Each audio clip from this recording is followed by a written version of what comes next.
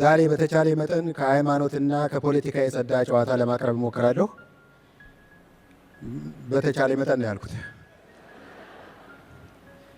በቀደም ፓስተር ጭሮ የሚባል ሰባኪ ምን ሲል ሰማሁ መሰላችሁ? እስቲ ሁላችሁም በዚህ ዓመት ተኝቼ እበላለሁ በሉ። እኔ ቲቪ እያየሁ ምን ነው ጀለስ፣ የዚህ ዓመት እቅድህ ህዝቡን በጠቅላላ በሽተኛ ማድረግ ነው እንዴ? ሰው መቀመጫውን ካልታመመ በቀር እንዴት ተኝቶ ይበላል?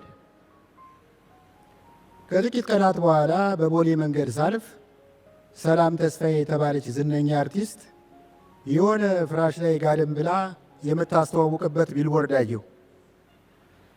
ሳጣራ ያንን ማስታወቂያ ለመስራት 5 ሚሊዮን ብር ገደማ ከፍለዋታል። አሃ ተኝቼ እበላለሁ የሚለው ቃል ትርጉም ይሄ መሆን አለበት ብዬ አሰብ። ጊዜ ሳልፈጅ ወደ አንድ ዕውቅ የፍራሽ ፋብሪካ ጎራ አልኩ። ከእናንተ ጋር ስራ ለመስራት ፈልጌ ነበር አልኩት ስራ አስኪያጁን። መጠቅጠቅ፣ መስፋት ወይስ መሸከም?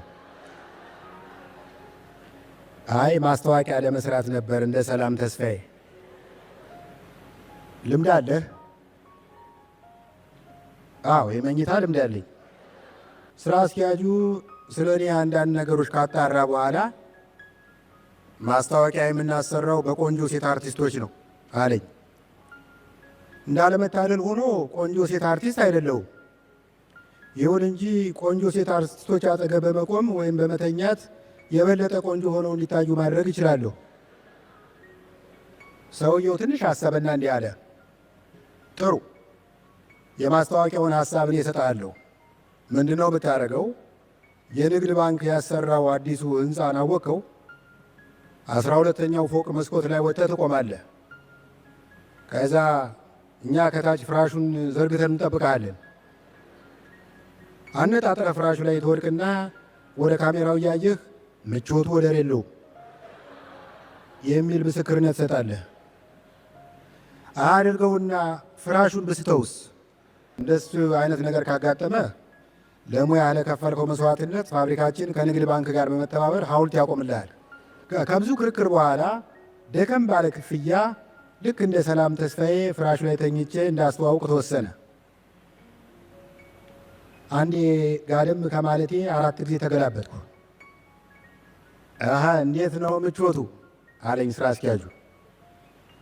እውነት ተናገር ካላችሁን እስከዚህም ነው። ሰውየው በጣም ተናደደ። ድሮስ እንደ እንቁላል ጭድ ላይ እየተኛ አድርገህ እንዴት የኛ ፎም ፍራሽ ሊመች ይችላል? ጥፋ ከዚህ የህጋዊ ዳያልሽ።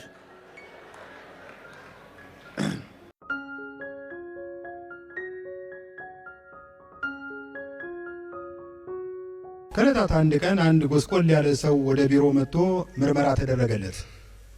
ውጤቱን ተመልክቼ በደም ውስጥ ቫይረሱ እንደተገኘበት ከገለጽኩለት በኋላ አይዞህ፣ ምግብህን በተገቢው መንገድ እያበሰልክ ፍሪጅ ውስጥ እያስቀመጥክ የምትመገብ ከሆነ ቫይረሱ አይጎዳም አልኩት። ጥሩ አለ ሰውየው ትንሽ ከተካገሰ በኋላ። ታዲያ ምግቡንና ፍሪጁን መች ይችል ውሰድ? የሆነ ነገር ትዝ አለኝ። የፈረደበት ባል ሀገር የሆነ ጉዳይ ለማስፈጸም አዲስ አበባ መጥቶ ይሰነብታል። ሽንት ቤት ፍለጋ በየካፌው ጎራ ሲል ተበላሽቷል፣ ሰው ገብቶበታል እያሉ ያካልቡታል። በዚህ አይነት 3 ቀን ከተሰቃየ በኋላ ወደ አውቶቡስ ተራ በትካዜ አሻግሮ እየተመለከተ እንዲህ አለ፣ አረዲያ እንዲሁ ሀገሬ ገብቼ አርቻ ወጣልኝ።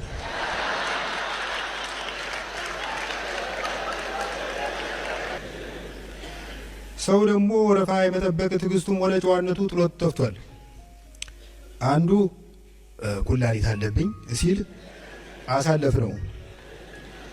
ሌላው ሪህ አለብኝ ብሎ አልፎ ሄደ። ጤነኛ ሆኖ የመኖርን ጉዳት ለመጀመሪያ ጊዜ የተረዳሁት ያኔ ነው።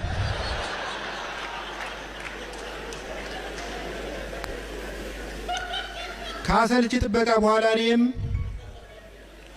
ጎበዝ ትንሽ ራሴን ስላመመኝ ታስቀድሙኝ ብል ከፊቴ የቆመው ተሰላፊ በራስ ቆመ ነው እንዲህ ወረፋ የምጠበቀው ብሎ ገገመ። ለብዙዎቻችን ኑሮ እየከበደ ነው። አይታችሁ እንደሆነ ፌስቡክ ላይ ዛሬ ምን በላችሁ የሚል የግሩፕ ፔጅ ነበረ። የፔጁ አባላት ከሰርግ ብፌ ላይ ያነሱትን ክትፎ ይለጥፉበታል። በቅርቡ የፔጁ አድሚን እንዲህ የሚል ማሳሰቢያ ለጥፎ አየሁ። ውድ የፔጃችን ተከታዮች ዛሬ ምን በላችሁ በሚል ይታወቅ የነበረው ፔጃችን በኑሮ ውድነት ምክንያት ዛሬ ግን በላችሁ በሚል የተቀየረ መሆኑን እናስታውቃለን። የመብላት ነገር ሲነሳ አንድ ነገር ትዝ አለኝ። አንድ በቅርብ የማውቀው ሰው ባለፈው አንዲት ቆንጅዬ ልጅ አግኝቶ ተዋወቃት። ከዚያ ከቤተሰብ ጋር እንኳን ሳያስተዋውቃት ፈለገ ሊወቃት። ሳልፈልግ ነው የገጠመብኝ። የሆነ ቀን ክትፎ ጋበዛት፣ ቢራም ጠጣች። እንግዲህ እሱ የመጣው በደንብ ተዘጋጅቶ አቬሬጅ ሳይዝ ኮንዶም ሸምቶ የግርጌ ማስታወሻውን ተላጭቶ ነው። ማዕዱ ከፍ ከፍ እንዳለ ቆንጆይቱ ጥርሷን ኪሮሽ በሚያህል ስቴኪኒ እየጎረጎረች ታክሲ ድረስ እንዲሸኛ ጠየቀችው። ልጁ የመሄዷ ነገር ቁርጥ መሆኑን ሲረዳ በልተሽ ጠጥተሽ ልትሄጂ ነው? ልጅቱ ምን አለች? ምን ቀረ ልታስመዝነኝ ነው? ወንድ ልጅ በእኔ ዕድሜ ላይ ሲደርስ ሚስትን አጠብቆ ይፈልጋል። ዘንባባ እንኳን ከአንዱ ቦታ ተነቅሎ ሌላ ቦታ በሚተከልበት ዘመን ወንድ ልጅ ቆሞ ሲቀር ያስቆጫል።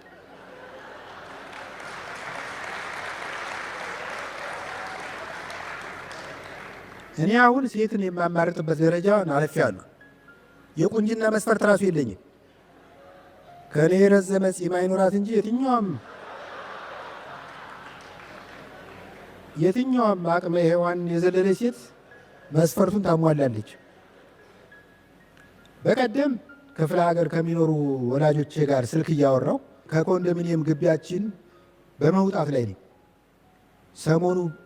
ሰሞኑን በተካሄደው ጦርነት በተአምር እንዴት እንደተረፉ እየነገሩኝ ነው። ድንገት አንዲት ሴት ወደ ግቢ እየገባች በአጠገቤ እንደማለፍ አለች።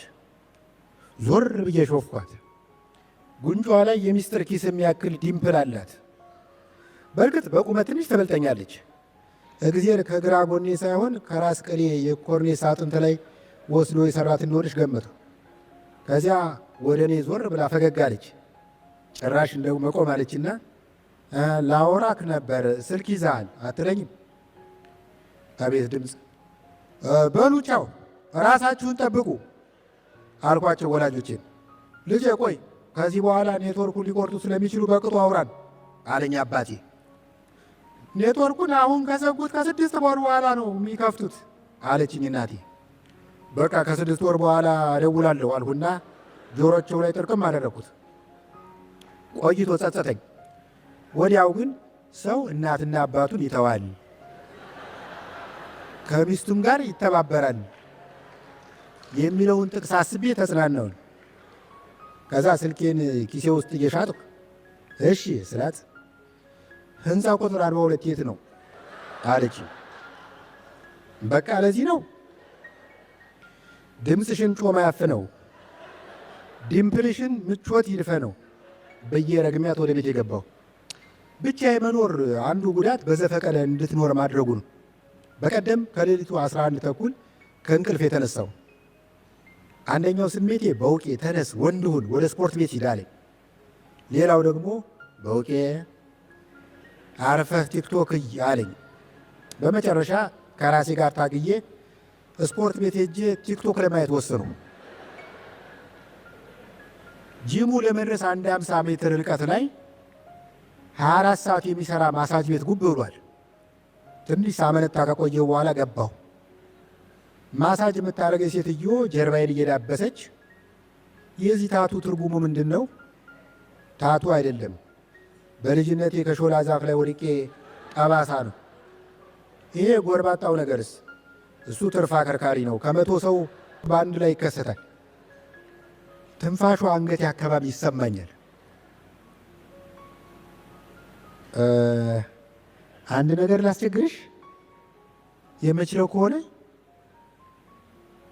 ከለውጡ ወዲህ ግብረ ስጋ ግንኙነት አድርጌ አላውቅም። ሃፒ ኢንዲንግ ማግኘት ይችላሉ? ይቅርታ እንደሱ ማድረግ አልችልም፣ ባለትዳር ነኝ አለችኝ። በመዳፍሽ እኮ ነው።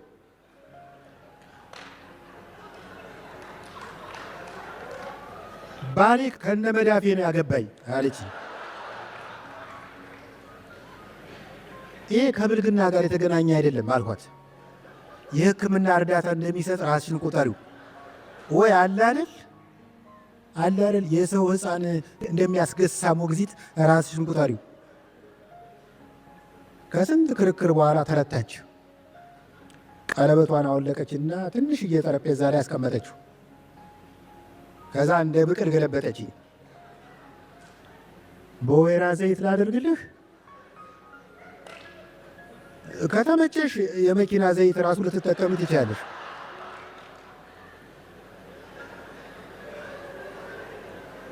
ከግማሽ ሰዓት በኋላ የጂም ሻንጣዬን ተሸክሜ ወብጬ በቺቺኒያ ሳልፍ አሰለፈች በር ላይ አንዲት ሴት ቆማለች።